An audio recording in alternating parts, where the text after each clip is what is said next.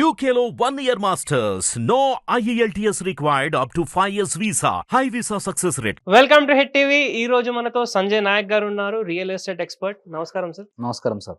ఈ రోజు ఈ ఎపిసోడ్ లో మనము డైలీ ప్రతి ఒక్కరికి ఒక కాల్ వస్తుంది. ఆ కాల్ అయితే క్రెడిట్ కార్డ్ అయినా ఉంటుంది, లేదంటే రియల్ ఎస్టేట్ వాళ్ళు కాల్ చేస్తారనమాట. టెలికాలర్స్ కాల్ చేసి ఇలా ల్యాండ్ ఉంది ఇక్కడ, మీరు రండి ఒకసారి చూడండి అని సైట్ విజిట్కి క్యాబ్ ఇదంతా ప్రొవైడ్ చేస్తారు. అది కాకుండా రెండోది ప్యాంప్లెట్స్ వస్తాయి మనకు, రియల్ ఎస్టేట్ ప్రాజెక్ట్స్వి, ల్యాండ్స్వి, ప్లాట్స్వి. అలాంటప్పుడు ఇవన్నీ కొత్త కొత్త కంపెనీస్ పేర్లు ఉంటాయి.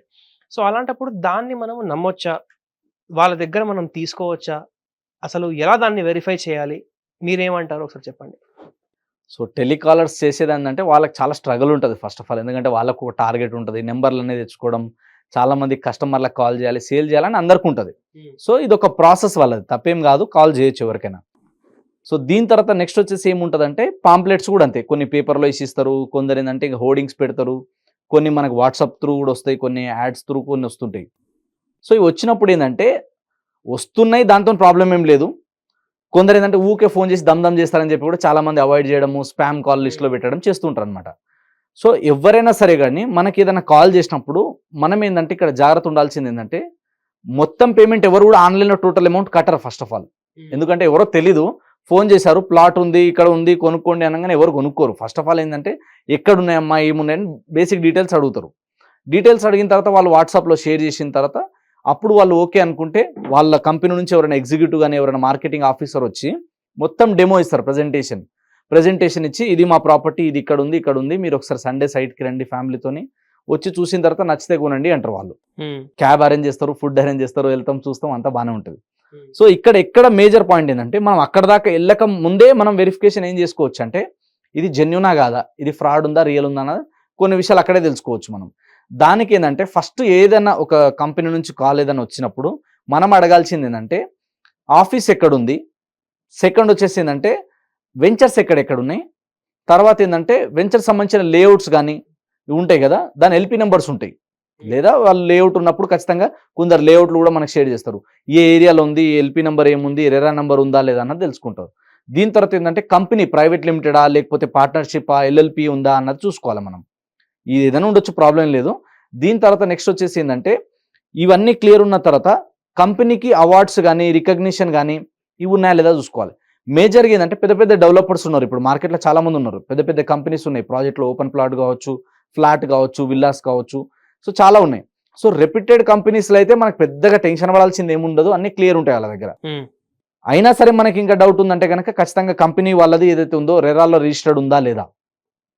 కొన్ని కంపెనీ చిన్న కంపెనీలు ఉంటాయి, రెరాల్లో రిజిస్ట్రేషన్ అయ్యి ఉండవు, కొన్ని పార్ట్నర్షిప్లో వెంచర్ వేసుకొని సేల్ చేసుకునే వాళ్ళు కూడా ఉంటారు మార్కెటింగ్ తీసుకొని, వాటికి అంత రిజిస్ట్రేషన్ ఏమి ఉండదు, కానీ వెంచర్కి అప్రూవల్స్ అయితే ఉంటాయి. సో వెంచర్ అప్రూవల్ ఉందా లేదా అన్నది చూసుకోవాలి. దాని తర్వాత ఏంటంటే మనకి రెరా పర్మిషన్ ఉందా లేదా అన్నది చూసుకోవాలి. డిటిసిపి అయితే డిటిసిపి పర్మిషన్స్ ఉన్నాయా లేదా, హెచ్ఎండి అయితే హెచ్ఎండిఏ పర్మిషన్స్ ఉన్నాయా లేదా. సో ఆ లేఅవుట్ అంతా క్లియర్గా ఉందా లేదా, చెప్పిన డెవలప్మెంట్ చేసి ఇస్తున్నారా లేదా. లేదు మనం ప్రీ లాంచ్లలో తొందర పోయి కొంటున్నాము అన్నప్పుడు ఖచ్చితంగా ఈ బిల్డర్ కానీ ఇంతకుముందు ఏమైనా డెవలప్మెంట్ చేస్తారా లేదా, వీళ్ళ దగ్గర కొన్న కస్టమర్ ఫీడ్బ్యాక్స్ ఎలా ఉన్నాయి, ఇవన్నీ చూసుకోవాలి, రివ్యూస్ కానీ ఇవన్నీ చూసుకోవాలి. ఇవన్నీ చూసిన తర్వాతనే మనం నెక్స్ట్ స్టెప్ చేయాలి. సో ఎప్పుడైనా కానీ మనం ఎవరైనా కాల్ చేసి ఇమీడియట్గా కట్టమంటే మాత్రం మొత్తం అమౌంట్ కట్టొద్దు. అండ్ మీకు అలా డౌట్ ఉన్నప్పుడు ఏంటంటే ఇంతకుముందు గతంలో ఉండే పెద్ద డెవలపర్ దగ్గరే కొనాలి, పెద్ద బిల్డర్ దగ్గరే కొనాలని, ఇప్పుడు అట్లా ఏం లేదు, చిన్న డెవలపర్ అయినా చిన్న బిల్డర్ అయినా కొనొచ్చు. కాకపోతే మనం కొనేటప్పుడు ఈ లీగాలిటీ అనేది చెక్ చేసుకోవాలి. మీకు అవన్నీ తెలియదు అన్నప్పుడు ఏం చేయాలి, మాలాంటి రియల్ ఎస్టేట్ ఎక్స్పర్ట్లను కలవడం కానీ లీగల్ ఒపీనియన్ తీసుకోవాలి, లేదా అడ్వకేట్స్ని కలిస్తే వాళ్ళ అమౌంట్ కొంచెం మినిమం అమౌంట్ పే చేస్తే వాళ్ళు మొత్తం డెవలప్మెంట్స్ ఏమున్నాయి, ఇక్కడ క్లియర్ ఉందా లేదా, ఇక్కడ కొనొచ్చా లేదా, లీగల్ ఒపీనియన్ అనేది ఇస్తారు. అది తీసుకున్న తర్వాత మాత్రమే ఇన్వెస్ట్మెంట్ చేయాలి. కొందరు ఏమంటే పెద్ద పెద్ద బిల్డర్స్ దగ్గర ఉన్నారనుకోండి, మనకి ఇవన్నీ తలకాయ నొప్పులు ఉండవు, పోయినామా చూసినామా క్లియర్ ఉందా లేదా, కావాలంటే వాళ్ళు మొత్తం డాక్యుమెంట్స్ అన్ని ముందు పెట్టేస్తారు. మీకు ఎవరైనా వేరే చిన్న కంపెనీ నుంచి వచ్చినా సరే డాక్యుమెంట్స్ అన్ని ప్రొవైడ్ చేయమంటే వాళ్ళు ప్రొవైడ్ చేస్తారు. కొన్ని మేజర్గా మనకు అన్ని పంపించకపోయినా డిటిసిపి కానీ ఎల్పీ నెంబర్ పంపించమంటే పంపిస్తారు, రెరా అప్రూవల్ కాపీ పంపించమంటే ఎవరైనా పంపిస్తారు. ఇవి పంపించుకున్న తర్వాత ఇవి మనకు వచ్చిన తర్వాత మనం సైట్ చూడొచ్చు. సైట్ చూసిన తర్వాత నచ్చితే మినిమం అమౌంట్ పే చేయాలి, మొత్తం పేమెంట్ చేయకపోయినా సరే 11,000, 50,000, ₹1,00,000, 2,00,000 ఉంటాయి. వాళ్ళ refund policies, terms and conditions చూసుకొని మనం బేసిక్ బుకింగ్ అమౌంట్ కట్టాలి. ఎందుకంటే హోల్డ్ చేసి పెట్టుకుంటారు, ఎందుకంటే మనలాంటి 100 మంది కస్టమర్స్ వస్తారు కాబట్టి, ఒక్కరు కాకపోతే వేరే వాళ్ళు కూడా కొనుక్కునే ఆపర్చునిటీస్ ఉంటాయి కాబట్టి వాళ్ళు మినిమం ఛార్జెస్ ఉంటాయి. విజిట్కి వచ్చిన తర్వాత నచ్చితే 11,000 మినిమం బుకింగ్ అమౌంట్ ఉంటుంది ఎక్కడైనా సరే. సో 11,000 కట్టిన తర్వాత మీకు కావాల్సిన డాక్యుమెంట్ ఏ కావాలని ఇస్తారు. కొందరు ఏం చేస్తారు, లేదు సార్ మేము అగ్రిమెంట్ అయినాకనే డాక్యుమెంట్ ఇస్తామంటారు. నో ప్రాబ్లం, అగ్రిమెంట్ అయ్యింది అనుకోండి, డెవలప్మెంట్స్ బాగానే ఉన్నాయి, వీళ్ళు ఇచ్చిన అన్ని అప్రూవల్స్ క్లియర్ అని ఉన్నాయి, కొనొచ్చని అనిపిస్తుంది, సేఫ్ సైడ్ డాక్యుమెంట్స్ అన్ని తీసుకోవాలనుకున్నప్పుడు ఒక 10% 20% అమౌంట్ కట్టగానే మిగతా మీకు ఏ డాక్యుమెంట్ కావాలన్నా ప్రతి ఒక్క డెవలపర్ గ్యారంటీగా మీకు ప్రొవైడ్ చేస్తాడు. అంతే, ప్రొవైడ్ చేయడానికి సమస్యనే లేదు. ఎందుకు, మనం డబ్బులు కట్టినాం కదా, డబ్బులు కట్టినప్పుడు అవునన్నా నేను ప్రాపర్టీ తీసుకుంటాను నీ దగ్గర, నాకు లీగల్గా చిన్న వెరిఫికేషన్ ఉంది, ఎవరో మన వాళ్ళు చెప్పడం కానీ బయట వాళ్ళు చెప్పడం కానీ ఏదైనా మైండ్లో ఉన్నప్పుడు ఓపెన్గా అడగొచ్చు, నాకు చిన్న వెరిఫికేషన్ చేసుకోవాలి ఏమనుకోదంటే ఇస్తారు వాళ్ళు. లేదా వాళ్ళ దగ్గర లీగల్ ఒపీనియన్ కాపీస్ కూడా ఉంటాయి, వాళ్ళతో కూడా మనం మాట్లాడి క్లియర్ చేసుకోవచ్చు. లేదు వాళ్ళ మీద ఎందుకు వేయాలి, నాకు డౌట్ ఉంది, నేను లేక రూపాయి సంపాదించిన కష్టజీతం పెడుతున్నా అన్నప్పుడు మనమే ఆ డాక్యుమెంట్స్ అన్ని తీసుకొని బయట లీగల్ వెరిఫికేషన్ చేయించుకోవచ్చు. లీగల్ వెరిఫికేషన్ చేయించుకున్న తర్వాత ఓకే అంటేనే మిగతా పేమెంట్ కట్టి రిజిస్ట్రేషన్కి వెళ్ళాలి. ఇంకొకటి ఏంటంటే అప్రూవల్ రాకముందు, ఎల్పి నెంబర్ రాకముందే మొత్తం పేమెంట్ చేయడం కొంచెం రిస్కీ ఉంటుంది. సో రిస్క్తో కూడుకున్నది. అండ్ మార్టిగేజ్ ప్లాట్స్ ఉంటాయి మరీ ముఖ్యంగా, ఇక్కడ కూడా చాలా మంది మోసపోవడానికి కానీ ఇబ్బందులు ఎదురయ్యేది ఎక్కువ శాతం ఎక్కడ అంటే, ఇప్పుడు ఒక వెంచర్లో 100 ప్లాట్స్ ఉన్నాయి అనుకోండి, 70 ప్లాట్సే గవర్నమెంట్ నుంచి అఫీషియల్గా ఫస్ట్ పర్మిషన్స్ ఉంటాయి. అంటే ఇవన్నీ అమ్ముకోండి, కావాలంటే చెప్పిన డెవలప్మెంట్స్ అన్ని చేసి ఇవ్వండి, అప్పుడు మాత్రమే మిగతా 30 ప్లాట్స్ అమ్ముకోవచ్చు అని ఉంటుంది. ఒకవేళ ఈ డెవలప్మెంట్ చేయకుండా డెవలపర్ పారిపోయింది అనుకోండి, అప్పుడు గవర్నమెంట్ ఈ 30 ప్లాట్ల ఆప్షన్కి పెట్టి వచ్చిన డబ్బులతో డెవలప్మెంట్స్ అన్ని చేసిస్తుంది. అందుకే డిటిసిపి కానీ హెచ్ఎండిఏ కానీ 2 అప్రూవల్స్లో ఉన్నప్పుడు దీంతో పాటు మనకి రెరా అనేది ఉంటుంది. సో దానివల్ల ఏమవుతుంది, ఆ డబ్బులు వాళ్ళు వేరే వాటికి యూజ్ చేయకుండా దీనికి సంబంధించిన డెవలప్మెంట్ కోసమే ఒక సపరేట్ అకౌంట్ మెయింటైన్ చేయడం, దాని నుంచి వచ్చే ట్రాన్సాక్షన్ నుంచే ఈ డెవలప్మెంట్ చేయడం అనేది ఉంటుంది. ఇవన్నీ కూడా 70 ప్లాట్లు అమ్మి చెప్పిన డెవలప్మెంట్స్ అన్నీ అయిపోతే దెన్ నెక్స్ట్ వాళ్ళు ఏం చేస్తారు, అప్పుడు మార్టిగేజ్ ప్లాట్స్ రిలీజ్ అవుతాయి, అప్పుడు మార్టిగేజ్లో కొనొచ్చు. కొందరు ఏమంటారు, ఇవి మార్టిగేజ్లో ఉన్నాయి సార్, మీకు ప్రీ అడ్వాన్స్లో కావాలంటే ఇస్తాము, కాకపోతే 6 months క్యాషే కాదు, ఆన్లైన్ కూడా తీసుకునే వాళ్ళు ఉంటారు, కొందరు క్యాషే కావాలంటారు. డిపెండ్స్ అపాన్ బిల్డర్, వాళ్ళకు కొన్ని ట్యాక్స్ రూల్స్ రెగ్యులేషన్స్ ఉంటాయి, ఎందుకంటే ఎవరి ప్రోటోకాల్స్ వాళ్ళకు ఉంటాయి. కాబట్టి మనం అట్లా ప్రాబ్లం ఏం లేదు, క్యాష్ కట్టమంటున్నారు అని చెప్పి కడితే ఇబ్బంది అవుతుందేమో అట్లాంటి ఏం లేదు. మనం లీగల్ ఒపీనియన్ క్లియర్గా ఉంది తీసుకొచ్చినప్పుడు ఎట్లనైనా కట్టవచ్చు. కొందరు ఏంటంటే వాళ్ళ రూల్స్ రెగ్యులేషన్ ప్రకారం మాకు ట్యాక్స్ ఇబ్బంది అవుతుంది సార్ అట్లా కాదన్నప్పుడు వాళ్ళు కూడా ఎట్లా తీసుకుంటారంటే, కొందరు డెవలపర్ పేరు మీద కానీ లేదా వాళ్ళు డెవలప్మెంట్ చేసే దాని పేరు మీద కానీ తీసుకుంటారు కొందరు. అంటే ఇంటర్నల్ విషయాలు ఇవన్నీ ఎవరు చెప్పరు. సో అట్లా తీసుకొని కూడా చేసిస్తారు.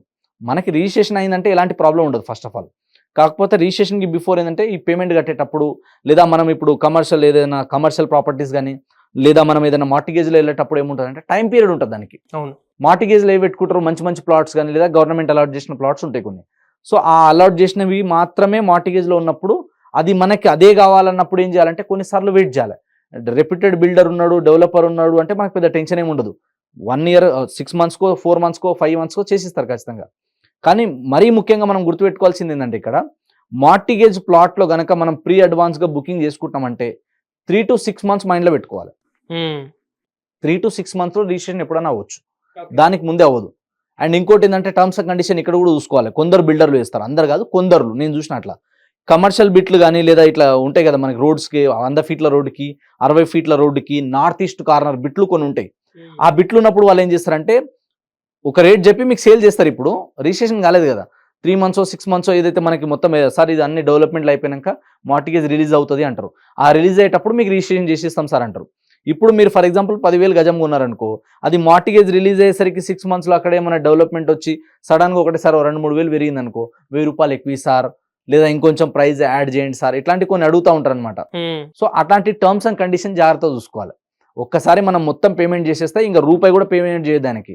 ఇంకోటి ఉంటుంది మళ్ళీ ఇక్కడ కూడా, రిజిస్ట్రేషన్ ఛార్జెస్ పెరిగినా కూడా అక్కడ ఇంకేదైనా ఎక్స్ట్రా యాడ్ చేయాల్సి వచ్చినా కూడా మనం రూపాయి కూడా మళ్ళీ రిటర్న్ కట్టొద్దు, అట్లాంటివి చూసుకోవాలి. అంటే ఇప్పుడు మీకు ఒక రేట్ చెప్పిన, ఇవాళ గవర్నమెంట్ రేట్ ఫర్ ఎగ్జాంపుల్ 7.5 ఉంది, రేపు 8.5 అయింది అనుకో, ఇంకో 1% ఎక్కువ కట్టమంటాడు, దానికి నాకు సంబంధం లేదు, అదైనా కట్టుకోవాలి. ఇట్లాంటి అంటే ఉంటాయి కొన్ని, ఇవన్నీ కూడా టర్మ్స్ అండ్ కండిషన్స్ మనం జాగ్రత్తగా చూసుకోవాలి. ఇవన్నీ ఇంటర్నల్ విషయాలు. ఈ వీడియో చూసుకుని తిట్టుకునే వాళ్ళు ఉంటారు, యువేంద్ర భాయ్ మొత్తం చెప్పుకుంటూ వస్తున్నాడు బయట అని. బట్ నేనేంటంటే ఒక బ్రదర్ లాగా, ఒక ప్రొఫెషనల్ ఫ్రెండ్ లాగా, నాకు చాలా మంది 1000 మంది కాల్స్ చేస్తారు, 1000 మంది కస్టమర్స్ ఉన్నారు కాబట్టి వాళ్ళకి మంచి జరగాలని ఒక బ్రదర్ లాగా వాళ్ళకి సజెస్ట్ చేస్తారు. ఇంకా కొందరు ఏంటంటే ఇవన్నీ నాలెడ్జ్ తెలుసుకున్నాక కూడా కొందరు మిస్టేక్ చేస్తారు. కాబట్టి జాగ్రత్త ఉండాలి. లీగల్ ఒపీనియన్ తీసుకొని రియల్ ఎస్టేట్లో ఎక్స్పర్ట్ల సలహాలు తీసుకొని మాత్రమే పోవాలి. రంగురంగుల జెండాలు చూసి మోసపోవడం కానీ చేయొద్దు. కాబట్టి ఇది ఒక మేజర్ అడ్వాంటేజ్ అనమాట. ఎప్పుడైనా మనం ఇన్వెస్ట్మెంట్ చేసేటప్పుడు బిల్డర్ ట్రాక్ రికార్డ్ మంచిగా ఉందా లేదా, గతంలో వాళ్ళు చేసిన ప్రాజెక్ట్స్ ఎలా ఉన్నాయి, రీసేల్ వాల్యూ అప్రిషియేషన్ ఎలా ఉంటుంది, రీసేల్ చేసేటప్పుడు ఎలాంటి బెనిఫిట్స్ ఉంటాయి, ఇవన్నీ చూసుకున్న తర్వాత మాత్రమే మనం ఆ బిల్డర్లని నమ్మి కానీ ఇన్వెస్ట్మెంట్ చేయొచ్చు. ముందే ఇన్వెస్ట్మెంట్ చేస్తే తర్వాత అయ్యో ఇబ్బందులైనాయి, అయ్యో మేము అప్పుడు ఇంత కొన్నాం ఇప్పుడు ఇంత అయింది, లేదా మనం రీఫండ్ తీసుకున్నా రిటర్న్ తీసుకున్నా దీంట్లో అమౌంట్ కట్ చేస్తామంటారు. మళ్ళీ ఎంత కట్ చేస్తారు అది కూడా తెలుసుకోవాలి. మినిమం అమౌంట్ ఏదైతే ఉందో 10,000 5,000 కట్ చేస్తారా, లేకపోతే ఇప్పుడు 10 లక్షలు కట్టారు కదా 1,00,000 కట్ చేసుకుని 9 లక్షలు ఇస్తామంటారా, ఇట్లాంటి కొన్ని టర్మ్స్ అండ్ కండిషన్స్ ఉంటాయి. అవి బయట చాలా వరకు చెప్పరు. సో ఇవన్నీ కూడా మనం చూసుకున్న తర్వాత ఇన్వెస్ట్మెంట్ చేయాలి. ఇది ఎవరి దగ్గర, మీరు ఎప్పుడు మార్కెట్లో వినని పేర్లు అయితే, విన్న పేర్లు అయితే టెన్షన్ లేదు, ఎందుకంటే సచ్చినట్టు చేయాల్సిందే. ఎందుకంటే రూపాయి కష్టం ఉంటుందని ఆయన డే 1 స్టార్ట్ చేసినప్పుడు కూడా ఇలా హైదరాబాద్లో ఉన్న కొన్ని వందల మంది వేల మంది బిల్డర్లు నాకు తెలుసు గ్రౌండ్ లెవెల్ నుంచి స్టార్ట్ అయ్యారు. వాళ్ళు కష్టపడి ఒక స్టేజ్కి ఒక పేరు వచ్చిన తర్వాత అక్కడ నుంచి వాళ్ళు మిస్టేక్ చేయరు. అవును, వాళ్ళు చేయాలనుకున్నా చేయలేరు అప్పుడు. ఎందుకంటే మార్కెట్లో రెప్యుటేషన్ ఉంటుంది. రియల్ ఎస్టేట్ అంటేనే నమ్మకమైన బిజినెస్, ఫేస్ వాల్యూ మీద అయ్యే బిజినెస్. ఒక్కసారి మార్కెట్లో రెప్యుటేషన్ బ్యాడ్ అయింది అనుకోండి, మళ్ళీ జీవితంలో లేవలేదు ఆ కంపెనీ. అందుకనే వాళ్ళు ఏం చేస్తారంటే ఏదన్నా ఉంటే వాళ్ళు ముందే చెప్తారు, ఇట్లా ఉంది దీంట్లో కొనండి దీంట్లో వద్దు అంటారు. ఏదైనా ప్రాబ్లం ఉన్నా వాళ్ళు ముందే మీకు సేఫ్ సైడ్ ఇంటిమేషన్ ఇస్తారు. అవన్నీ చూసుకున్న తర్వాత ఇన్వెస్ట్మెంట్ చేయాలి.